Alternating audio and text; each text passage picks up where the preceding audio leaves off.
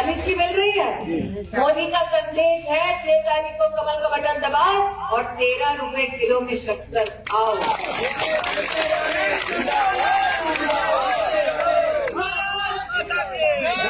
और मोदी ने जो कहा वो किया।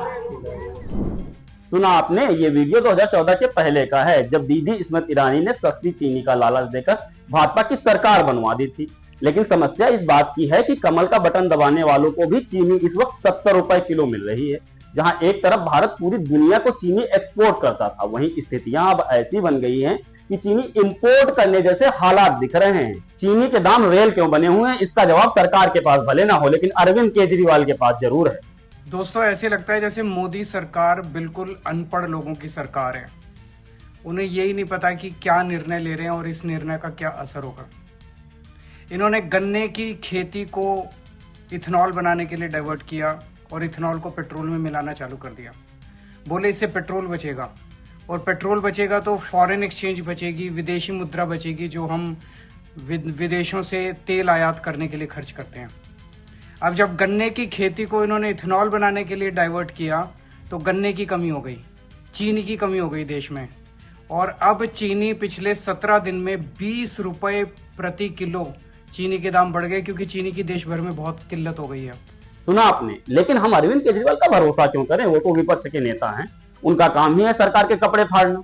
लेकिन खान सर पे तो भरोसा कर सकते हैं, वो बड़े अच्छे टीचर हैं और लगभग 2 महीने पहले उन्होंने बता दिया था कि चीनी के दाम बढ़ेंगे। तो धीरे धीरे गन्ना शिफ्ट हो जाएगा किधर? एथेनॉल प्लांट में। और जैसे गन्ना ज्यादा एथेनॉल प्लांट में शिफ्ट होगा, चीनी का प्रोडक्शन घटेगा, उसका प्राइस बढ़ जाएगा। तो भारत सरकार को एथेनॉल और चीनी दोनों को बैलेंस करके रखना है। इसलिए भारत सरकार ने चीनी के निर्यात पर बैन लगा दिया, कहा कि हम चीनी बेचेंगे ही नहीं, क्योंकि फिलहाल जो चीनी है उसी को हम लोग स्टॉक करके रखेंगे, ताकि हम जो आने वाले सीजन में जो गन्ना निकलेगा उसमें ज्यादातर गन्ने को एथेनॉल प्लांट में भेजा जाएगा।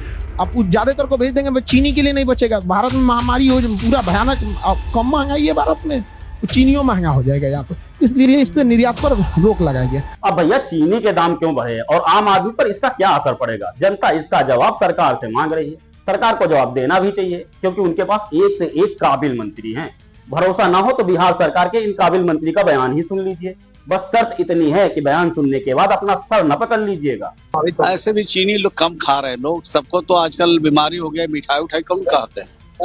आजकल तो सब डायबिटीज के शिकार हो रहे हैं।